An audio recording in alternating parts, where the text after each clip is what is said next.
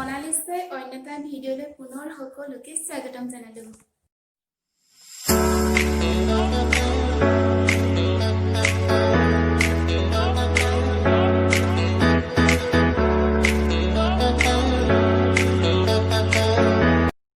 আজি মই আপোনালোকক এটা কেক ৰেচিপি শ্বেয়াৰ কৰিম বুলি ভাবিছোঁ আৰু মই কেনেকৈ বনাওঁ আপোনালোকক দেখাই থাকিম আৰু মোৰ চেনেলত যদি নতুন হয় তেনেহ'লে প্লিজ মোক সাবস্ক্ৰাইব কৰিব আৰু কাষত থকা বেল আইকনটো অল প্ৰেছ কৰিব, তেতিয়া নটিফিকেশ্যনবোৰ মোৰ অতি সোনকালে আপোনালোকে পাই থাকিব। বলকচোন চাই লওঁ তেনেহ'লে মইনো কি ধৰণে আজি বনাওঁ। প্ৰথমতে মই বস্তুকেইটা দেখাই লৈছোঁ। বেকিং আৰু ডিম, ময়দা, গাখীৰ, ৰিফাইন, চেনি। প্ৰথমতে মই এতিয়া ডিমটো ভাঙি লৈছোঁ।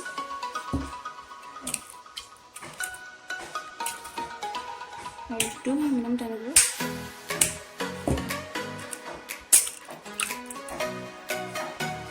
মই দুটা ডিম দিছোঁ আৰু এতিয়া ভালকৈ এনেকৈ ভেটি ল'ম। এনেকৈ আপোনালোকে ভেটি দিব। মোৰ যিহেতু মই চামুচেৰে এনেকৈ ভেটিছোঁ আৰু টাইম লাগিব আৰু মোৰ ইয়াত দেখিছে হৈছেগৈ আৰু অকণমান দেৰি লাগিব। আৰু মই এতিয়া চেনি ইয়াত দি দিছোঁ। দিব চেনি একাপ লৈছোঁ মই আৰু চেনি দিয়াৰ পিছত এনেকৈ আকৌ ভেটিব।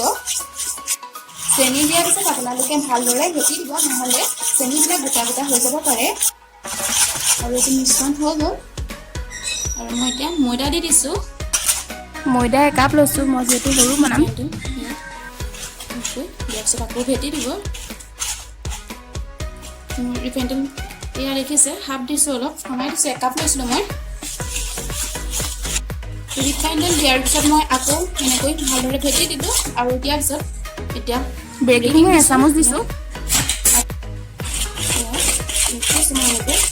যিহেতু মই চামুচেৰে ভেটিছোঁ আৰু এতিয়া মই গাখীৰ দিম। গাখীৰ মই আধা গিলাচ লৈছোঁ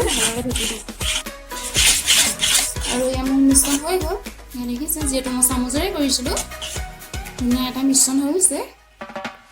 আৰু এতিয়া মই ডাবৰত বনাম আৰু ডাবৰটো লৈছোঁ সৰু ডাবৰ। আৰু মই ৰিফাইন তেল আৰু কাষে কাষে চাৰি কাষে মই সানি ল'ম ভালকৈ, নহ'লে লাগি ধৰিব। সেইবাবে মই তেলটো সানি লৈছোঁ। তেল দি দিম অলপ আৰু কাগজগিলা দি দিছোঁ, লাগি দিব পাৰে। আৰু মই চাৰি কাষে সানি দিম আৰু এতিয়া মই মিশ্ৰণটো দি দিছোঁ ইয়াত দেখিছে ধুনীয়াকৈ হৈ গ'ল। আৰু এনেকৈ অলপ থপথপাই দিব। মই বনাম চচপেনত এটা ষ্টেণ্ড দিছোঁ আৰু নিমখ দিম।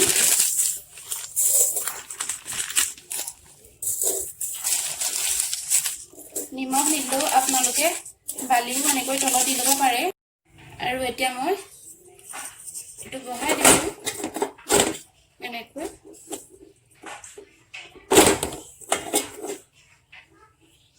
আৰু মই ঢাকি দিছোঁ এনেকৈ ঢাকন মাৰি। মোৰ কেক ৰেডি হৈ গ'ল, এয়া দেখিছে।